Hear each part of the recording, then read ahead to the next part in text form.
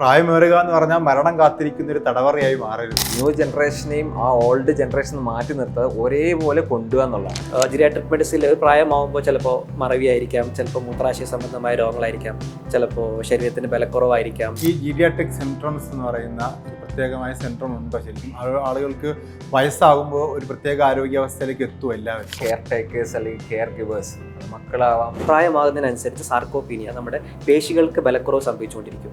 Healthy ageing എന്ന് പറയുന്നത് ഒരു കൺസെപ്റ്റ്, അതങ്ങനെ കൺസെപ്റ്റ് മാത്രമാണോ? അത് നമുക്ക് സാധ്യമായ ഒരു കാര്യമാണ്. പേശികൾക്ക് ബലം വെക്കാനുള്ള എക്സസൈസുകൾ കേവലം നടത്തം എന്നതിലുപരി നമ്മുടെ പ്രത്യേകിച്ച് കാലുകൾ വന്ന് ഒരു 14 to 15 days ആണ് ഒരു ഹോസ്പിറ്റലിൽ അഡ്മിറ്റ് ആയി. ഡോക്ടർ നദീമിൻ്റെ അണ്ടറിൽ ട്രീറ്റ്മെൻറ്റിൽ വന്നു. അതിനുശേഷം അവർ വളരെ ഹാപ്പിയായി. ഇപ്പോൾ അവർ വാക്കർ വെച്ച് നടക്കുന്നുണ്ട്. അവർക്ക് മരുന്നുകളുടെ ലിസ്റ്റ് കുറഞ്ഞപ്പോൾ തന്നെ ഒരു ഉഷാറായി. പകൽ ഫുൾ ഉറക്കമായി പോകും.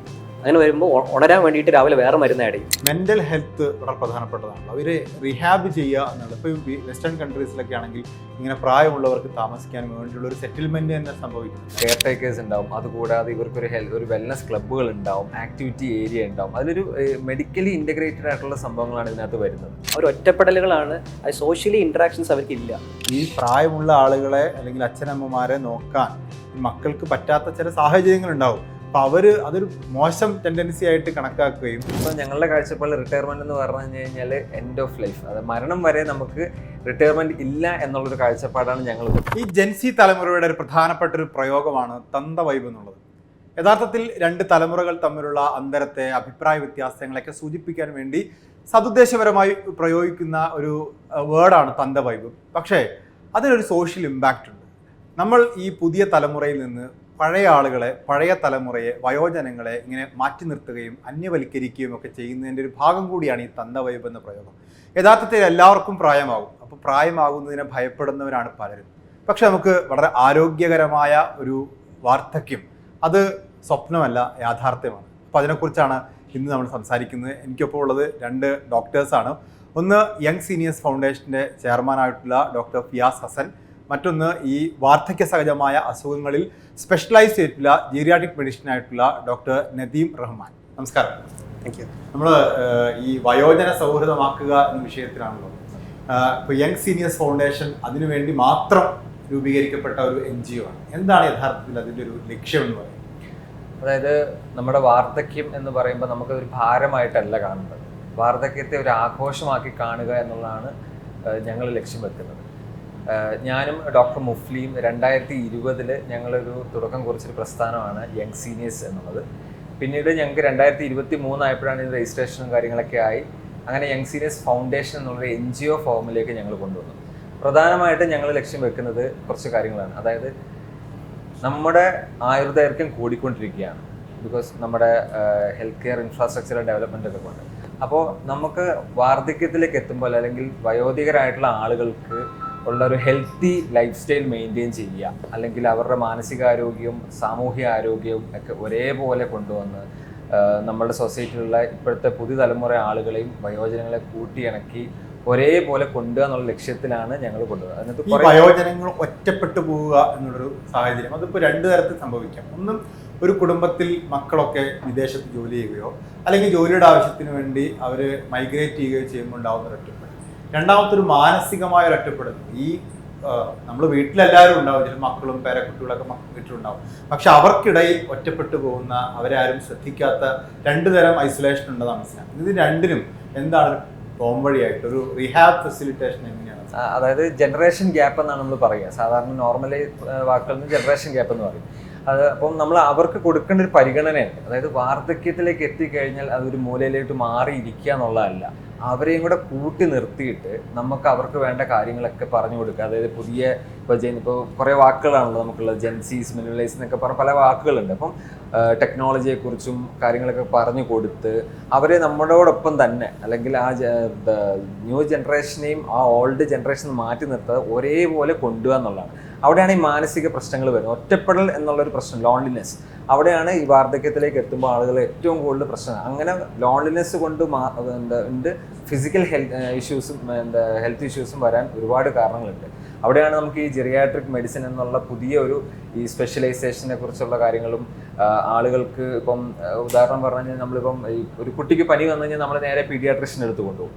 അപ്പോൾ പ്രായമുള്ള ആൾക്കാരെ എത്തിക്കാൻ അല്ലെങ്കിൽ അവരെ കാണിക്കുന്ന അതിനുവേണ്ടി തന്നെ പ്രത്യേകം PG കഴിഞ്ഞ് സ്പെഷ്യലിസ്റ്റ് ആയ ഡോക്ടേഴ്സ് ഉണ്ട്, ജെറിയാട്രിക് മെഡിസിൻ ഡോക്ടേഴ്സ്. അപ്പോൾ ഡോക്ടർ നദീം അതിൽ തന്നെയാണ് സ്പെഷ്യലൈസ് ചെയ്തിരിക്കുന്നത്. നമുക്കിപ്പോൾ ഈ ജെറിയാട്രിക് മെഡിസിനെ കുറിച്ച് ആളുകൾക്ക് അറിയാത്തൊരു പ്രശ്നമുണ്ട്. ഇങ്ങനെ ഒരു സ്പെഷ്യലൈസ്ഡ് ആയിട്ടുള്ള ഒരു വിങ് പ്രവർത്തിക്കുന്നുണ്ട്. അപ്പോൾ പ്രായമുള്ളവർ ഒരു അസുഖമാകുമ്പോൾ ഇങ്ങനെയുള്ള മെഡിസിൻസിൽ കാണിക്കാം. അപ്പോൾ നമ്മളിപ്പോൾ കുട്ടികൾക്ക് ഒരു അസുഖം വന്ന പീഡിയാട്രീഷ്യനെ കാണിക്കുന്ന പോലെ ഈ ജെറിയാട്രിക് മെഡിസിൻ എന്ന് പറയുന്ന ഒരു വിങ് ഉണ്ട് എന്ന് അറിയാത്തൊരു പ്രശ്നമുണ്ട്. അതിൻ്റെ ഒരു കാരണം എന്താണെന്ന് വെച്ച് കഴിഞ്ഞാൽ കേരളത്തിൽ വളരെ വളരെ കുറച്ച് ആളുകൾ മാത്രമേ ഇത് പ്രാക്ടീസ് ചെയ്യുന്ന ആളുകളായിട്ടുള്ളൂ. നമുക്കൊരു ജില്ലയിൽ പലപ്പോഴും 1-2 പേരൊക്കെ പലപ്പോഴും ഉണ്ടാവാറുള്ളൂ. എൻ്റെ അറിവിൽ കേരളത്തിൽ ഏകദേശം 30-ൽ താഴെ ജെറിയാട്രിക് മെഡിസിൻ പ്രാക്ടീസ് ചെയ്യുന്നവർ മാത്രമേ ഉള്ളൂ. അതിന് പ്രസക്തി എന്താണെന്ന് പലപ്പോഴും ഡോക്ടർമാർക്ക് പോലും അറിയില്ല. നോർമലി ഇപ്പം നമുക്ക് ചോദിക്കാമല്ലോ, ഒരു ഫിസിഷ്യൻ, ഒരു ജനറൽ മെഡിസിൻ്റെ ഫിസിഷ്യൻ ഉണ്ടെങ്കിൽ സാധാരണ ഇത്തരം അസുഖങ്ങൾ ഈ പ്രായമുള്ള ആളുകളെയും അവർ ചികിത്സിക്കില്ല എന്നുള്ളതാണ് ചോദ്യം. പലപ്പോഴും നമ്മുടെ ഒരു ചികിത്സാ രീതി എങ്ങനെയാണെന്ന് വെച്ച് കഴിഞ്ഞാൽ നമുക്ക് അതായത് ഒരു രോഗം വരുന്നു, നമ്മൾ ഡോക്ടറെ കാണിക്കുന്നു, ആ രോഗം നിർണ്ണയിക്കുന്നു, അതിനുള്ള ചികിത്സ നൽകുന്നു. അതിപ്പോൾ വലിയ ദീർഘകാലം നീണ്ടു നിൽക്കുന്ന ചികിത്സയാണെങ്കിൽ അതുമായിട്ടുള്ള ലോങ് ടേം ഫോളോ അപ്പ് ഉണ്ടാവും എന്നതിലുപരി അതിലപ്പുറത്തേക്കുള്ളൊരു കാര്യം പലപ്പോഴും നമുക്ക് അഡ്രസ്സ് ചെയ്യാൻ പറ്റാറില്ല. പക്ഷേ ജെറിയാട്രിക് മെഡിസിനിൽ നമ്മൾ ഒരു രോഗിയെ, പ്രായമായിട്ടുള്ള രോഗിയെ സംബന്ധിച്ചിടത്തോളം അയാളെ സംബന്ധിച്ചിടത്തോളം കേവലമായിട്ട് ഒരു അസുഖം മാത്രമാവില്ല ആളെ പ്രധാനമായി അലട്ടുന്നുണ്ടാവുക. ഒരുപാട് അസുഖങ്ങൾ, 1-2 ആയിരിക്കില്ല, പലതരം അസുഖങ്ങൾ, ചിലപ്പോൾ അസുഖങ്ങളാവണമെന്നില്ല, ചില ബുദ്ധിമുട്ടുകളായിരിക്കാം അവർ അലട്ടുന്നുണ്ടാവുക. അത് വളരെ സമഗ്രമായിട്ട് അഡ്രസ്സ് ചെയ്യാൻ പറ്റുന്ന ഒരു വിഭാഗമാണ് ജെറിയാട്രിക് മെഡിസിൻ.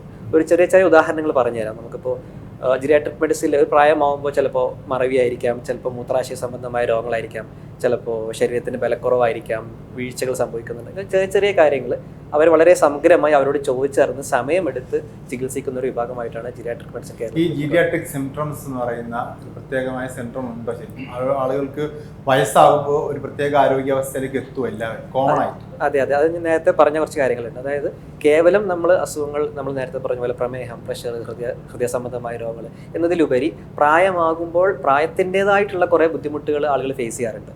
ഉദാഹരണത്തിന് നമ്മുടെ പ്രായമാകുന്നതിനനുസരിച്ച് സാർക്കോപീനിയ, നമ്മുടെ പേശികൾക്ക് ബലക്കുറവ് സംഭവിച്ചുകൊണ്ടിരിക്കും, നമ്മളെ ബാലൻസ് നഷ്ടപ്പെട്ടുകൊണ്ടിരിക്കും, പതിയെ നമുക്ക് ഓർമ്മ പതിയെ കുറഞ്ഞുകൊണ്ടിരിക്കും, നമുക്ക് കാഴ്ച ശക്തി കുറഞ്ഞുകൊണ്ടിരിക്കും, കേൾവി ശക്തി കുറഞ്ഞുകൊണ്ടിരിക്കും, മൂത്രം ഒഴിക്കുമ്പോൾ ബുദ്ധിമുട്ടുകൾ അനുഭവപ്പെടാം, പെട്ടെന്ന് മൂത്രം പോവാം, വയറ്റിൽ നിന്ന് ടോയ്ലറ്റിൽ പോകാനുള്ള ബുദ്ധിമുട്ടുകൾ അനുഭവപ്പെടാം, ചിലപ്പോൾ ചില ആളുകൾക്ക് സ്ഥലകാല ബോധം നഷ്ടപ്പെടാം. നമുക്ക് പ്രത്യേകിച്ച് അസുഖം വരുന്ന സമയത്ത് അസുഖത്തിൻ്റെ ലക്ഷണങ്ങൾ കാണിക്കുന്നതിന് പകരം വേറെ എന്തെങ്കിലും പിച്ചും പേയും പറഞ്ഞുകൊണ്ടിരിക്കുക എന്നൊക്കെ പറയും. അതുപോലെയൊക്കെ ലക്ഷണങ്ങൾ കാണിച്ചുകൊണ്ടിരിക്കാം.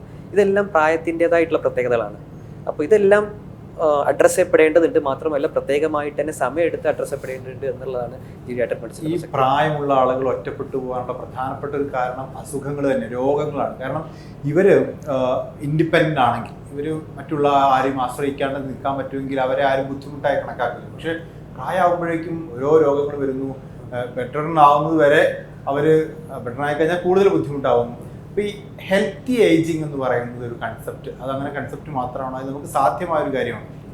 അതെ, ഈ ഹെൽത്തി ഏജിങ് എന്ന് കൊണ്ട് ഉദ്ദേശിക്കുന്നത് നേരത്തെ പറഞ്ഞ പോലെ പ്രായമാകുമ്പോൾ രോഗം വരിക, രോഗത്തെ ചികിത്സിക്കുക എന്നതിലുപരി വളരെ നേരത്തെ തന്നെ നമ്മൾ പ്രായമാവുന്നതിന് വേണ്ടി തയ്യാറെടുക്കേണ്ടതുണ്ട്. അത് എത്ര പ്രായം മുതൽ, എപ്പോൾ മുതൽ നമ്മൾ അത് സ്റ്റാർട്ട് ചെയ്യണം? ഒരു പക്ഷേ ചെറുപ്പം തൊട്ടേ തുടങ്ങാം. പക്ഷേ ഒരു മിഡിൽ ഏജ് ആകുമ്പോൾ, നമ്മളൊരു 35-40 വയസ്സാകുമ്പോഴേക്കും നമ്മൾ പ്രായമാകുമ്പോൾ നമ്മൾ ഫേസ് ചെയ്യാനുള്ള സാധ്യതകൾ, ഫേസ് ചെയ്യാനുള്ള പ്രശ്നങ്ങളെ മുൻകൂട്ടി കണ്ടുകൊണ്ട് നമുക്ക് നേരിടാൻ കഴിയേണ്ടതുണ്ട്. അതായത് നമ്മളൊരു പ്രായം കഴിയുമ്പോൾ നമുക്ക് ഒരു അസുഖം വരിക, അതിന് ചികിത്സിക്കുക എന്നതിലുപരി നമുക്ക് സ്വന്തമായിട്ട് എൻ്റെ ജീവിതത്തിൽ മറ്റൊരാളുടെ സഹായം ഇല്ലാണ്ട് ജീവിക്കാൻ പറ്റുക എന്നുള്ളത് വളരെ പ്രധാനപ്പെട്ട ഒരു കാര്യമാണ്.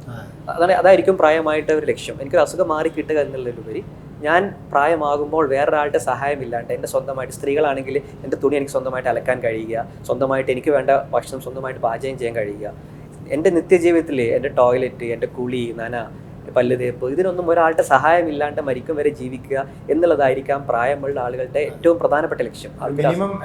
മിനിമം, അതായത് നമ്മുടെ നിത്യജീവിതത്തിൽ നമുക്ക് ഫങ്ഷണൽ ഇൻഡിപെൻഡൻസ് എന്ന് പറയും.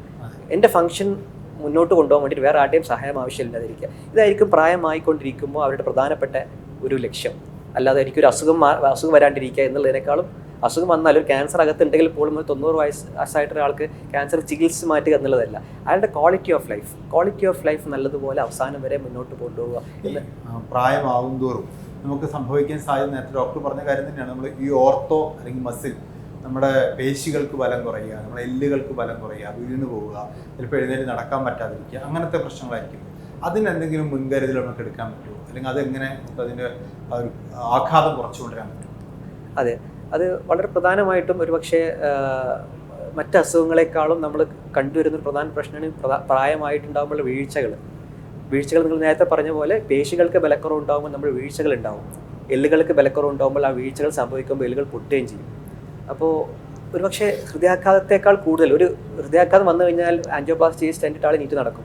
പക്ഷെ ഒരു ഫ്രാക്ചർ സംഭവിക്കുന്നതോടുകൂടി ഒരു പക്ഷേ ആൾ പൂർണ്ണമായിട്ടും ബെഡ് ബൗണ്ട് ആയി പോകാനുള്ള സാധ്യതകൾ വളരെ കൂടുതലാണ്. അതുകൊണ്ട് തന്നെ വീഴ്ചകൾ വരാതിരിക്കുക എന്നുള്ളത് വളരെ മുൻകൂട്ടി തന്നെ നമുക്ക് തയ്യാറെടുക്കേണ്ട കാര്യങ്ങളാണ്. എല്ലുകളുടെ ബലവും പേശികളുടെ ബലവും നമ്മൾ നേരത്തെ അതിനുവേണ്ടി ഒരുപാട് കാര്യങ്ങൾ, നമ്മുടെ ന്യൂട്രീഷൻ, നമ്മുടെ കൃത്യമായിട്ടുള്ള ആഹാരക്രമങ്ങൾ, ഇപ്പോൾ നമ്മളൊരു പ്രായമാകുമ്പോൾ നമുക്കൊരു ലൈഫ് സ്റ്റൈൽ സ്വന്തമായിട്ട് നമുക്ക് സജസ്റ്റ് ചെയ്യാൻ പറ്റും. നമ്മുടെ വളരെ സമീകൃതമായിട്ടുള്ള ആഹാരം, കൃത്യമായിട്ടുള്ള പ്രോട്ടീൻ ഇൻടേക്ക് എന്ന് ഉറപ്പ് വരുത്തുക, വൈറ്റമിൻസ്, മിനറൽസ്, കാർബോഹൈഡ്രേറ്റ്സ് എല്ലാം കൃത്യമായിട്ടുള്ള അളവിൽ ഉണ്ട് എന്ന് ഉറപ്പ് വരുത്തുക. പേശികൾക്ക് ബലം വെക്കാനുള്ള എക്സസൈസുകൾ, കേവലം നടത്തം എന്നതിലുപരി നമ്മുടെ പ്രത്യേകിച്ച് കാലുകൾ, ഒരുപക്ഷെ നമ്മുടെ നേരത്തെ പറഞ്ഞ പോലെ ഫങ്ഷണൽ ഇൻഡിപെൻഡൻസ്, എൻ്റെ കാര്യങ്ങൾ എനിക്ക് സ്വന്തമായിട്ട് ചെയ്യാൻ പറ്റണമെന്നുണ്ടെങ്കിൽ എൻ്റെ കാലുകൾ വളരെ പ്രധാനമാണ്. അപ്പോൾ കാലിൻ്റെ പേശികൾക്കുള്ള ബലം വെക്കാനുള്ള എക്സസൈസുകൾ കുറച്ചും കൂടെ മുൻഗണന കൊടുക്കുക മറ്റ് എക്സസൈസുകളെക്കാളും. ഇതൊക്കെയാണ് നമുക്ക് കാര്യമായിട്ട് നമ്മുടെ ലൈഫ് സ്റ്റൈലിൽ ഒരു ഏജ് കഴിയുമ്പോൾ നമുക്ക് ഈ ഒരു കാര്യം നേരത്തെ പറഞ്ഞ പോലെ പേശികൾക്കും എല്ലുകൾക്കും ബലം വെക്കാൻ വേണ്ടിയിട്ട് ചെയ്യാം. മറ്റൊരു അസുഖം എന്ന് പറയുന്നത് സ്വാഭാവികമായിട്ട് ഈ ലൈഫ് സ്റ്റൈൽ ഡിസീസ് എന്നറിയപ്പെടുന്ന ഈ പ്രമേഹം, അതുപോലെ രക്തസമ്മർദ്ദം, ഇതൊക്കെയാണല്ലോ പ്രധാനമായിട്ട് നമുക്ക് ഒരുപാട് മരുന്നുകൾ ഉപയോഗിക്കേണ്ടി വരുന്നത്. കാരണം പ്രായമാകുന്നതോറും നമ്മളെ മരുന്ന് പെട്ടിയെ എണ്ണം വർദ്ധിക്കുകയും ആ മരുന്നുകളുടെ കൂടെ ജീവിക്കേണ്ടി വരികയാണ്. കാരണം രാവിലെയും ഉച്ചക്കും വൈകിട്ടും രാത്രിയും ഒക്കെ മരുന്നുകളുടെ ഷെഡ്യൂൾ അനുസരിച്ച് ജീവിക്കേണ്ടി വരുന്നു എന്നുള്ളൊരു പ്രശ്നമുണ്ട്. അതെങ്ങനെ, അതിനൊരു പരിഹാരമുണ്ട്? നമ്മളെ ജീരിയാട്രിക് മെഡിസിൻ ഞങ്ങൾ ഏറ്റവും കൂടുതൽ അനുഭവിച്ചുകൊണ്ടിരിക്കുന്ന ഒരു പ്രധാന പ്രശ്നം അതാണ്. അതായത് പലപ്പോഴും രോഗി നമ്മുടെ അടുത്തേക്ക് വരുമ്പോൾ ഒരു വലിയൊരു പെട്ടിയിലാണ് മരുന്നുകൾ കൊണ്ടുവരിക. പലപ്പോഴും പ്രിസ്ക്രിപ്ഷൻ 4-5 പ്രിസ്ക്രിപ്ഷൻ കൊണ്ടുവരിക. പക്ഷേ ആ പ്രിസ്ക്രിപ്ഷനിലുള്ള മരുന്നായിരിക്കില്ല അവർ കഴിക്കുന്നുണ്ടാവുക. അപ്പോൾ നമ്മൾ അവരുടെ അടുത്ത് മെഡിസിൻ്റെ ബോക്സ് കൊണ്ടുവരാൻ പറയും. അപ്പോൾ മെഡിസിൻ്റെ ബോക്സ് കൊണ്ടുവരുമ്പോൾ പ്രിസ്ക്രിപ്ഷനുള്ള മെഡിസിൻസ് തന്നെ അതായിരിക്കില്ല, വേറെ കമ്പനി ആയിരിക്കാം, അല്ലെങ്കിൽ വേറെ മെഡിസിൻ മാറിപ്പോയിട്ടുണ്ടാവും. അവർ ഡോക്ടർ പറഞ്ഞ പോലെ ആയിരിക്കില്ല കഴിക്കുന്നുണ്ടാവുക, അവർ കവർ മാറിപ്പോയിട്ടുണ്ടാവും. ഈ മെഡിസിൻ കൊണ്ട് തന്നെ ഒരുപാട് ബുദ്ധിമുട്ടുകൾ അവർക്ക് ഉണ്ടാവും. പ്രായമായി കഴിയുമ്പോൾ ഹോസ്പിറ്റൽ അഡ്മിഷനിൽ 20% വരുന്നത് ഈ മരുന്നുകളുടെ പാർശ്വഫലങ്ങൾ കാരണമാണ് പഠനങ്ങൾ തെളിയിക്കപ്പെട്ടിട്ടുണ്ട്. അപ്പോൾ മരുന്നുകൾ വളരെ കൃത്യമായിട്ട് പ്രായമാകുമ്പോൾ ഉപയോഗിക്കേണ്ടതുണ്ട്. പല അസുഖങ്ങളും പല മരുന്നുകളും പ്രായമാകുമ്പോൾ അപ്രോപ്രിയേറ്റ് അല്ല. ഇപ്പോൾ നമ്മൾ അമേരിക്കൻ ഗൈഡ് ലൈൻസ് ഉണ്ട്, യൂറോപ്യൻ ഗൈഡ് ലൈൻസ് ഉണ്ട്. അതിലൊക്കെ പ്രായമാകുമ്പോൾ മാക്സിമം ഒഴിവാക്കേണ്ട മരുന്നുകളുണ്ട്. പ്രത്യേകമായിട്ട് വേദന സംഹാരികൾ, അങ്ങനത്തെ കുറേ മരുന്നുകളുണ്ട്. ഉറക്കത്തിനുള്ള ചില മരുന്നുകളൊന്നും തീരെ പ്രായമാകുമ്പോൾ കൊടുക്കാൻ പാടില്ലാത്തതുണ്ട്. അങ്ങനത്തെ മരുന്നുകൾ പൂർണ്ണമായിട്ടും ഒഴിവാക്കുക.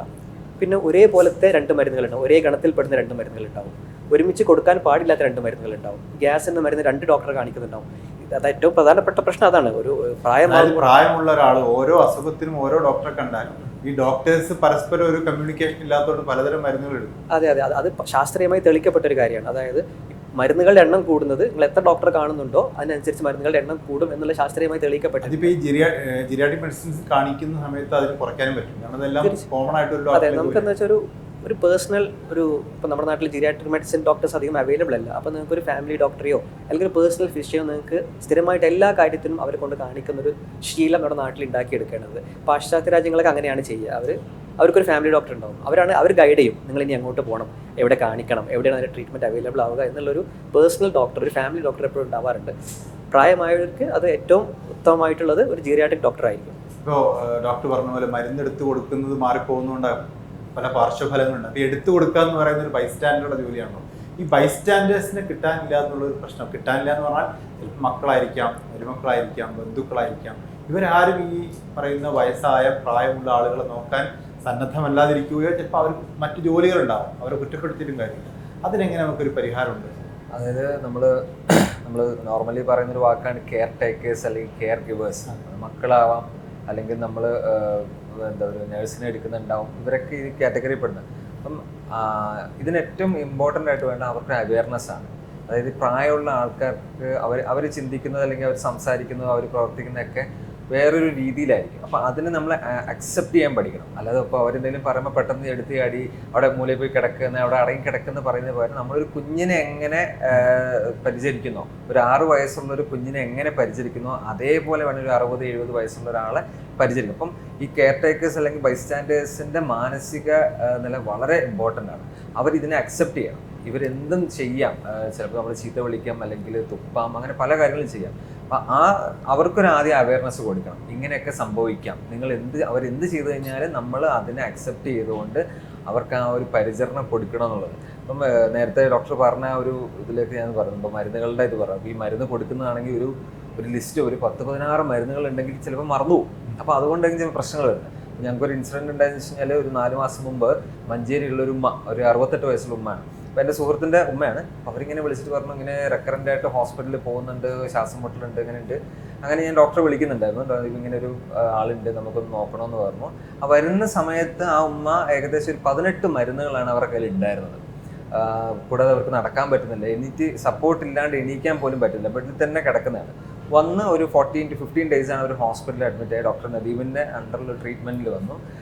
അതിനുശേഷം അവർ വളരെ ഹാപ്പിയായി. ഇപ്പോൾ അവർ വാക്കർ വെച്ച് നടക്കുന്നുണ്ട്. അവർക്ക് മരുന്നുകളുടെ ലിസ്റ്റ് കുറഞ്ഞപ്പോൾ തന്നെ അവർ ഉഷാറായി. മരുന്ന് വെച്ച് അതിനൊരു കാൽക്കുലേഷൻ ഉണ്ട്, ആ കാൽക്കുലേഷൻ പ്രകാരമാണ് മരുന്നുകൾ കൊടുക്കുന്നത്. അപ്പോൾ അവരെ നോക്കുന്ന മക്കളുണ്ട്, കൊച്ചുമക്കളുണ്ട്, ഇവരൊക്കെ ഫുൾ ഹാപ്പിയായി. കാരണം ഈ ഒരു ഇതിൽ വരുന്നപ്പോഴത്തേനും ഡോക്ടറെ അഡ്വൈസ് കിട്ടിയപ്പം ബൈസ്റ്റാൻഡേഴ്സ് ആയിട്ടുള്ള ആൾക്കാരും ഹാപ്പിയായി, പേഷ്യൻറ്റും ഹാപ്പിയായി. അതെന്തുകൊണ്ടാണ്? അതെന്താണ് ഒരു അശാസ്ത്രീയമായ എന്തെങ്കിലും മെത്തേഡ് ഓഫ് ട്രീറ്റ്മെന്റ് അവിടെ നടന്നോ ഈ സ്ത്രീയുടെ ഒരു മാനസികവും ശാരീരികവുമായ? അല്ല, ഇതിന് നമ്മൾ ഒരു പ്രിസ്ക്രിപ്ഷൻ കാസ്കേഡ് എന്ന് പറയുന്ന ഒരു തിയറി ഉണ്ട്. അതായത് നമുക്കൊരു അസുഖം വരുമ്പോൾ നമ്മൾ ആദ്യം ഒരു മെഡിസിൻ പ്രിസ്ക്രൈബ് ചെയ്യും. ഇപ്പോൾ സ്വാഭാവിക ഒരു ഹോസ്പിറ്റലിൽ അഡ്മിറ്റ് ചെയ്യുന്ന സമയത്ത് ഒരു അസുഖത്തിന് ഒരു മെഡിസിൻ പ്രിസ്ക്രൈബ് ചെയ്യും. ഒരു പക്ഷേ അതിൻ്റെ സൈഡ് എഫക്റ്റ് കൊണ്ടോ അല്ലെങ്കിൽ ഒരു പക്ഷേ നമ്മുടെ അസുഖത്തിൻ്റെ ഭാഗമായിട്ടോ മറ്റ് ബുദ്ധിമുട്ടുകൾ വരുമ്പോൾ അതിനടുത്ത മെഡിസിൻ ആഡ് ചെയ്യും. ഈ മെഡിസിൻ നിർത്തുക എന്നൊരു പരിപാടി അവിടെ നടക്കുന്നില്ല. അടുത്തപ്പോൾ ഉദാഹരണം പറയുന്നത് ഉമ്മക്ക് ഉറക്കമില്ല എന്ന് പറയും, ഉറക്കത്തിൻ്റെ ഒരു മരുന്ന് ആഡ് ചെയ്യും. ഉറക്കമില്ല എന്ന് പറയുന്ന സമയത്ത് രാത്രി ഉറക്കമാണ്, ഇപ്പോൾ പകൽ ഫുൾ ഉറക്കമായി പോകും. അങ്ങനെ വരുമ്പോൾ ഉണരാൻ വേണ്ടിയിട്ട് രാവിലെ വേറെ മരുന്ന് ആഡ് ചെയ്യും. അങ്ങനെ മരുന്നുകളുടെ എണ്ണം ഒന്നിനു പുറകെ ഒന്നായിട്ട് കൂടിക്കൊണ്ടിരിക്കും. നമുക്കൊന്ന് സ്റ്റേബിൾ ആയി കഴിഞ്ഞാൽ നമ്മൾ ഓരോ മരുന്ന് നിർത്തുക എന്നുള്ളത് പലപ്പോഴും കൃത്യമായിട്ട് പാലിക്കപ്പെടാറില്ല എന്നുള്ളത് വാസ്തവമാണ്. അതിനു വേണ്ടിയിട്ട് നമ്മൾ കാര്യമായിട്ട് ശ്രമിക്കാറില്ല. ആളുകൾക്കൊരു മരുന്നുകളോടൊരു ഭയമുണ്ട്. കാരണം അധികം മരുന്ന് കുടിച്ചാൽ അത് കിഡ്നി കംപ്ലൈൻറ്റ് ഉണ്ടാക്കും. അതുകൊണ്ട് ചിലപ്പോൾ നല്ല രക്തസമ്മർദ്ദമുള്ള ആൾ 2 നേരം മരുന്ന് കുടിക്കാമെന്ന് ഒരു നേരം ചുരുക്കും. ചിലപ്പോൾ ആ മരുന്നേ കഴിക്കില്ല. പ്രത്യേകിച്ച് പ്രമേഹമുള്ളവരൊക്കെ ഇങ്ങനെ അധികം മരുന്ന് കഴിക്കേണ്ടെന്ന് പറഞ്ഞിട്ട് മരുന്ന് കഴിക്കാതിരിക്കും. അങ്ങനെ ഒരു പ്രശ്നം കൂടി സംഭവിക്കാൻ സാധ്യത. അതെ, അത് മരുന്ന് കുറയ്ക്കണം എന്ന് പറയുമ്പോൾ തീരെ മരുന്നില്ലാത്ത സാഹചര്യം ഒരിക്കലും നല്ലതല്ല. ഇപ്പോൾ ഉദാഹരണങ്ങളും ചോദിച്ചൊരു ചോദ്യം, പ്രമേഹം, പ്രഷർ, ഇതിന് വേണ്ടിയിട്ടുള്ള മരുന്നുകളൊക്കെ ശാസ്ത്രീയമായിട്ട് മാർക്കറ്റിൽ ഇറങ്ങുന്നത് തന്നെ ഒരുപാട് വർഷങ്ങളോളം കഴിക്കാൻ വേണ്ടിയിട്ട് തന്നെയാണ് ഇത് ഇറങ്ങുന്നത്. അതായത് വർഷങ്ങളോളം 10 വർഷം 20 വർഷം 30 വർഷമൊക്കെ കഴിക്കാൻ പറ്റുന്ന രൂപത്തിലാണ് മാർക്കറ്റിൽ ഈ മരുന്നുകൾ ഇറങ്ങുന്നത്. സൈഡ് എഫക്ട്സ് കുറച്ചുകൊണ്ടായിരിക്കും വളരെ, അതായത് ലോങ് ടേം യൂസിന് സൈഡ് എഫക്ട്സ് ഉണ്ടാവുന്നുണ്ടോ ഇല്ലേ നോക്കിയിട്ട് മാത്രമേ ഇത് മാർക്കറ്റിൽ ഇറങ്ങുള്ളൂ. ഒരുപക്ഷെ മാർക്കറ്റിൽ ഇറങ്ങിക്കഴിഞ്ഞതിന് ശേഷം വീണ്ടും വല്ല സൈഡ് എഫക്ട് റിപ്പോർട്ട് ചെയ്ത് കഴിഞ്ഞാൽ ഇത് മാർക്കറ്റിൽ നിന്ന് പിൻവലിക്കുകയും ചെയ്യും. പക്ഷേ ഈ പറഞ്ഞ 2 രോഗങ്ങളും, പ്രമേഹമാണെങ്കിലും പ്രഷർ ആണെങ്കിലും, കൃത്യമായി ചികിത്സിച്ചില്ല എന്നുണ്ടെങ്കിൽ അത് കിഡ്നിയെ ബാധിക്കാറുണ്ട്. ഈ മരുന്നുകളല്ല, പലപ്പോഴും ഈ പ്രമേഹമോ പ്രഷറോ എന്ന അസുഖങ്ങളാണ് പലപ്പോഴും കിഡ്നിക്ക് ഡാമേജ് ഉണ്ടാക്കാറ്. ഡോക്ടർ, മരുന്നുകൾ അവരുടെ മെഡിക്കേഷൻ എന്ന് പറയുന്നത് വളരെ പ്രധാനപ്പെട്ട കാര്യമാണ്. എനിക്ക് തോന്നുന്നു മെൻ്റൽ ഹെൽത്ത് വളരെ പ്രധാനപ്പെട്ടതാണ്. അവരെ റിഹാബ് ചെയ്യുക എന്നുള്ളത്. ഇപ്പോൾ വെസ്റ്റേൺ കൺട്രീസിലൊക്കെ ആണെങ്കിൽ ഇങ്ങനെ പ്രായമുള്ളവർക്ക് താമസിക്കാൻ വേണ്ടിയിട്ടുള്ള ഒരു സെറ്റിൽമെൻറ്റ് തന്നെ സംഭവിക്കുന്നുണ്ട്. അവിടെ നമ്മൾ പ്രായമാവുമെന്ന് കണ്ടിട്ട് അവർ ഡെപ്പോസിറ്റ് ചെയ്യുന്നതും അവർ ഇൻവെസ്റ്റ്മെൻറ്റ് ചെയ്യുന്നതൊക്കെ ഇങ്ങനെ ഒരു ഓൾഡ് ഏജ് ഹോം എന്നുള്ള പേര് ഉപയോഗിക്കാൻ പറ്റുമോ, ഒരു റിട്ടയർമെൻറ്റ് ഹോം അല്ലേ, അങ്ങനെ ഒരു പുനരധിവാസ കേന്ദ്രങ്ങളൊക്കെ കേരളത്തിൽ സംഭവിക്കേണ്ടത്. റിട്ടയർമെൻറ്റ് ഹോംസ് അല്ലെങ്കിൽ ഈ ഓൾഡ് ഏജ് ഹോം 2 കാറ്റഗറിയിലാണ് അതിനെ അറിയപ്പെടുന്നത്. അതായത് റിട്ടയർമെൻറ്റ് ഹോംസ് എന്ന് പറയുമ്പോൾ നമുക്ക് സപ്പോർട്ട് ഇല്ലാണ്ട് നമ്മളുടെ ഒരു 60 അല്ലെങ്കിൽ 65 ഇതൊക്കെ എത്തുമ്പോഴത്തേനും നമുക്കൊരു ഹാപ്പി ഒരു അറ്റ്മോസ്ഫിയർ, ഒരു ഗേറ്റഡ് കമ്മ്യൂണിറ്റി പോലെ ഒരു സംഭവം, ഒരു അപ്പാർട്ട്മെന്റ് ആയിരിക്കും അല്ലെങ്കിൽ ഒരു വില്ല ആയിരിക്കും, അതിലൊരു 100-150 വയോജനങ്ങൾ ആൾക്കാർ ഒരുമിച്ച് നിൽക്കുന്നു. നിലവിൽ നമ്മുടെ നാട്ടിലെ ഒരു വൃദ്ധസദനം എന്നൊക്കെ അറിയപ്പെടുന്ന കേന്ദ്രം എന്ന് പറയുന്നത് നെഗറ്റീവാണ്. കാരണം ആളുകൾ ഉപേക്ഷിക്കുന്ന ഒരു സ്ഥലമായിട്ടൊക്കെയാണ്. കുറെ പ്രായമുള്ള ആളുകളെ കുട്ടികളുണ്ട് ഉപേക്ഷിക്കുന്നു, അല്ലെങ്കിൽ പ്രായമുള്ള ആളുകൾ ആരും നോക്കാതാകുമ്പോൾ അവിടെ പോയി കിടക്കുന്നു. അത് നെഗറ്റീവാണ്. ഇത് കുറച്ചുകൂടി പോസിറ്റീവായ. അതായത് ഇന്ത്യയിൽ ഈ ഒരു കൾച്ചർ ഇപ്പോൾ കഴിഞ്ഞൊരു 10 വർഷം നോക്കുകയാണെങ്കിൽ ഇന്ത്യയിൽ ഒരുപാട് സ്ഥലങ്ങളിൽ വന്നു. കേരളത്തിൽ തന്നെ പാലക്കാടും കൊച്ചിയിലും ട്രിവാൻഡ്രത്തും അതുപോലെ കോഴിക്കോട്, അങ്ങനെ പല സ്ഥലങ്ങളിലായിട്ട് ഈ ഒരു ഗേറ്റഡ് കമ്മ്യൂണിറ്റികൾ വരുന്നുണ്ട്. ഇതിൽ 2 കാര്യമുണ്ട്.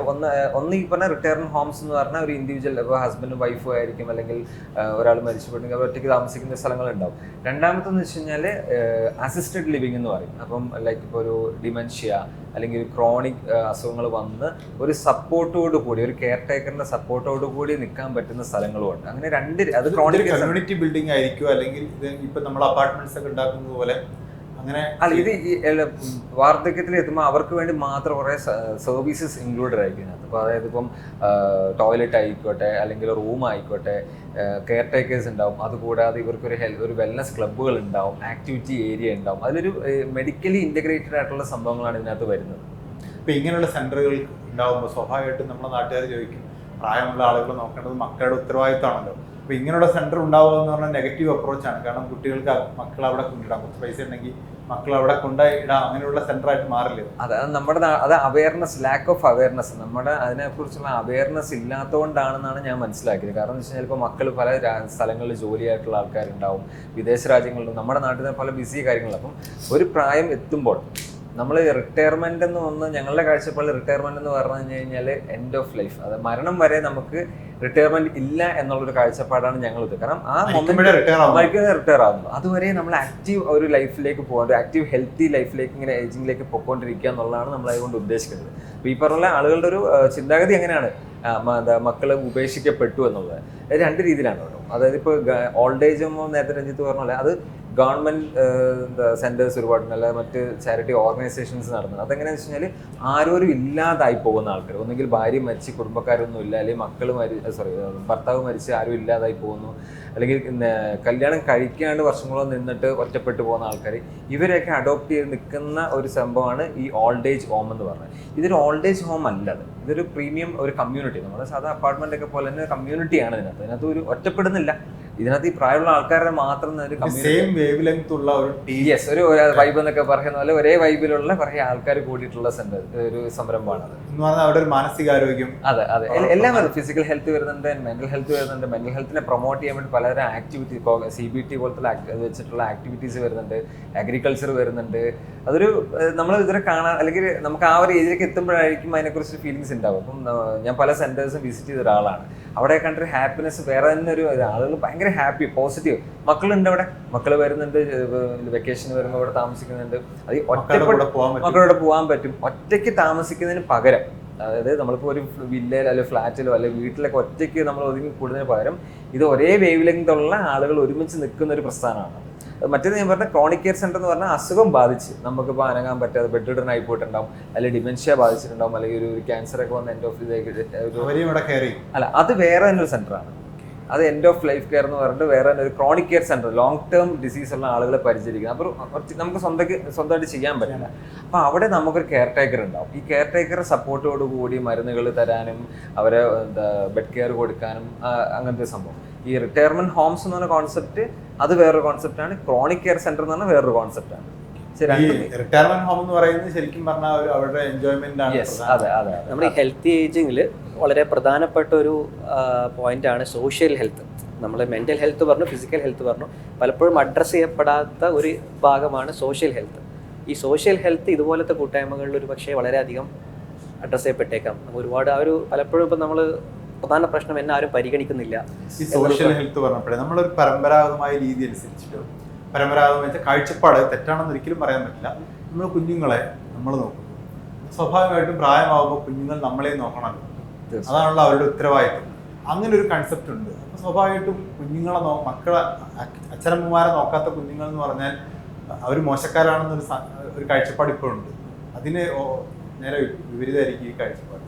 അതെ അതെ. പക്ഷെ ഇപ്പോഴത്തെ ഒരു കുഴപ്പം എന്താണെന്ന് വെച്ചാൽ മക്കൾക്ക് നോക്കണം എന്ന് ആഗ്രഹമുണ്ട്, പക്ഷെ മക്കൾ കൂടെ ഇല്ലാത്ത സാഹചര്യം, ജോലി സംബന്ധമായിട്ടും പലയിടത്തും വിദേശത്താണ്. അപ്പോൾ ഈ പ്രായമായിട്ടുള്ള ആളുകൾ ഏറ്റവും കൂടുതൽ ബുദ്ധിമുട്ട് വരുന്ന അവരുടെ അസുഖമോ അവരുടെ വല്ലായ്മകളൊന്നുമല്ല, അവർ ഒറ്റപ്പെടലുകളാണ്. അത് സോഷ്യലി ഇൻട്രാക്ഷൻസ് അവർക്കില്ല.